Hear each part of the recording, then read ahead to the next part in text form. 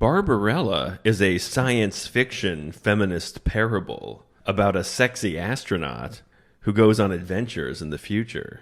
Every one of her adventures follows a very simple formula, where first she crashes her spaceship, she then changes outfits. She then emerges from what looks like the asshole of her spaceship and is immediately knocked unconscious. And then she's about to die when she's saved by a man, and then she then thanks that man by having sex with him. Yay! Every time. All right. This is a movie about manners. So this is telling women you shouldn't use sex to get what you want. But once you get what you want, how about a thank you? We see her spaceship. Oh, someone's in a spacesuit. But now they're taking their spacesuit off. It's a sexy spacesuit striptease.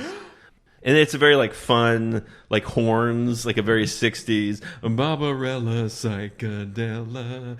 I wonder if, like, Neil Armstrong ever took his spacesuit off sexy up there. Yeah. Then he went and used the suck me off space toilet. You know, that's what they had up there.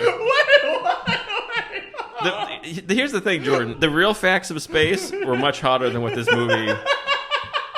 Sure, Barbarella is doing a little striptease up there. Meanwhile, our brave heroes, a year later, Neil Armstrong was getting sucked off by the toilet.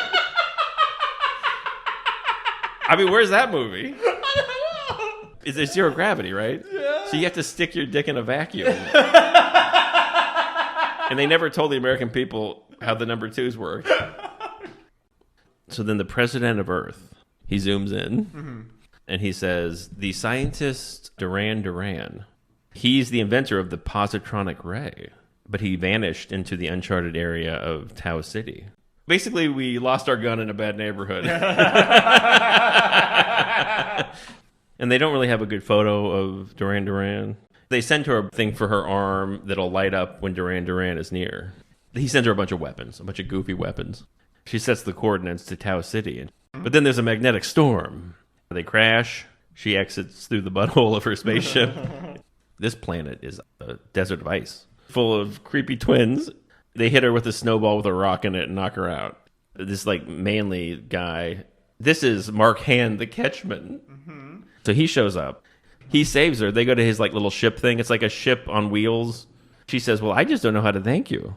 And he says, I know how to thank me. Let me make love to you. And she's like, okay, cool. When we cut back to her, she's on the rugs, and she's like, oh, my God. Oh, then he's like, I can fix your spaceship. So he fixes her spaceship, but then she takes off and immediately crashes again. Now she's underground, changes outfits, comes out of the spaceship, knocked unconscious immediately by kind of a little avalanche. And then when she looks up, an angel. He's just like this buff dude with actual angel wings. And he says, my name is Pygar. He's an angel who's lost the will to fly. And he's blind. She's like, my ship's busted again. She just fixed it. And he's like, well, maybe Professor Ping can help you. Ping says he can fix her ship. He's like, okay, let me show you my big nest. He has a big nest because he's a birdman. Yeah. Then the Black Guard comes. She pulls her gun, but then she gets whipped. But then she says, Pygar, at your feet. Pygar picks up the gun, kills the Black Guard. And she goes, well, you've saved my life, Pygar. Cut to, she's naked in Pygar's nest. All right. Barbarella had sex as a thank you. Barbarella, she's so cool. She wakes up. The angel who lost the will to fly, now he's flying. Pussy gives you wings. He's like, woo, I'm full of life. She's like, okay, Pygar, now that you can fly me to the castle at Sogo. Professor Ping says, Duran's, we think he's in the castle. And the castle's kind of an evil mall. This guy comes in, he's like, I'm the concierge to the great tyrant. And she wants me to come save you. The great tyrant's a lady? How do you know? You said she. Surprise! The great tyrant is a hot lady! This guy explains that beneath the city of Sogo, there's a black lake of evil called the Matmos. It's kind of the energy source for everything. So then he takes her to the great tyrant. You're never going to believe. It's a hot lady. Hot lady! And she's so horny, she actually has a horn. She's a horny lady. So they take Barbarella away to go put her in a thing full of parakeets to parakeet her to death. And then now, the great tyrant, she wants to have sex with Pygar. He won't do it. So then she's like, well, yeah, throw him in the Matmos, this winged fruitcake. Can you imagine having sex with Jane Fonda and then somebody calls you gay? He's like, I had sex with who I'm on the honor system as thinking was Jane Fonda. I had sex with someone who assures me she was Jane Fonda. Now, I don't know. Can you imagine if a blind guy told you he fucked Jane Fonda? You'd be like, yeah. Yeah, one time when my eyes were closed, I made love to a space toilet. You've all got dreams, asshole. You know that her nickname was the space toilet. They call Barbarella the old space toilet. Barbarella's gonna suck ya. So now the parakeets are pecking her to death. But then she gets sucked down a tube. Now she's underground. And now this is the leader of the resistance, Dildano. A girl's best friend, Dildano. She's like, I'm looking for Duran Duran. He says, okay, the Black Queen, who is the great tyrant, definitely knows where he is. And we want to overthrow the Black Queen. So she's only vulnerable when she's sleeping in her Chamber of Dreams. There's an invisible key in the Chamber of Dreams that only she has, but we found a copy. We'll give you the key to go get her. If we can use your weapons after you capture her, we'll plan a coup. She'll tell you where Duran Duran is.